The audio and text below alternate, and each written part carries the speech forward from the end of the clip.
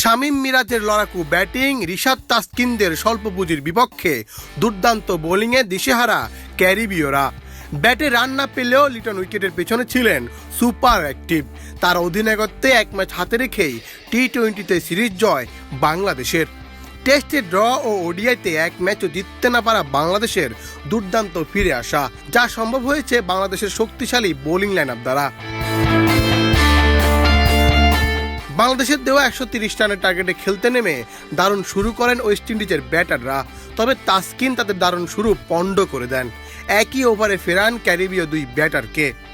8 রানেই ফেরান Brandon কিংকে ও অ্যান্ডে ফ্লেচারকে ফেরান 0 রানে। এরপরের কাজটা করে দেন শেখ মাহিদি। প্রথম ওভারে 12 রান দিলেও দ্বিতীয় ওভারে ফেরান জনসন চার্লসকে। জনসন 12 রানে ধরেন প্যাভিলিয়নের পথ। মাঝে 47 রানের পার্টনারশিপ করে বাংলাদেশকে ভয় দেখান রোশন চেজ ও আকিল হোসেন। দুজনের ম্যাচ ধরে খেলায় আঘাত দেন রিশাদ হোসেন। পরপর 2 উইকেট নিয়ে বাংলাদেশকে চাপমুক্ত করেন রিশাদ। এরপর আর কেউই হাল ধরতে পারেননি ক্যারিবীয়দের। 27 রানেই জয় পায় বাংলাদেশ। বল হাতে তাসকিন নেন 3 উইকেট, রিশাদ, শেখ মাহিদি ও সাকিব নেন 2টি করে উইকেট, হাসান নেন 1টি উইকেট। এর আগে টস জিতে বাংলাদেশকে ব্যাটিংয়ে পাঠায় রবম্যান পাওয়েলের দল। এদিনও সমর্থকদের প্রত্যাশা পূরণ করতে ব্যর্থ হয় অধিনায়ক লিটন কুমার দাস। বোলার আকিলকে ডাউন দ্য উইকেটে মারতে গিয়ে ফ্লেচারের স্টাম্পিংয়ের শিকার হন লিটন। অধিনায়কের আউটের পর তানজিদ তামিমও হাল ধরতে পারেননি। 2 রান করেই ধরেন সাজঘরের পথ।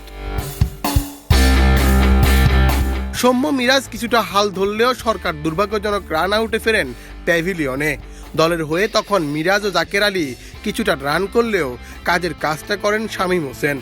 শেষের দিকে 2-4 ও 2 ছক্কায় 17 বলে 35 রানের একটা ক্যামিও দলকে এনে দেয় 129 রানের মামুলি পুঁজি। যদিও শেষ পর্যন্ত আবারও বোলারদের দুর্দান্ত পারফরমেন্সে স্বল্প পুঁজি নিয়েও এক ম্যাচ হাতে রেখেই 27 রানের জয় পায় বাংলাদেশ। প্লেয়ার অব দ্য ম্যাচের পুরস্কার তুলে নেন শামীম পাটোয়ারি।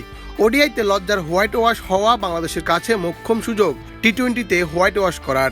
দর্শক, পারবে কি বাংলাদেশ সেই সুযোগ নিতে? মন্তব্য জানাতে পারেন কমেন্ট বক্সে। মুন্না চন্দ্র দাস, বাংলাদেশ প্রতিদিন।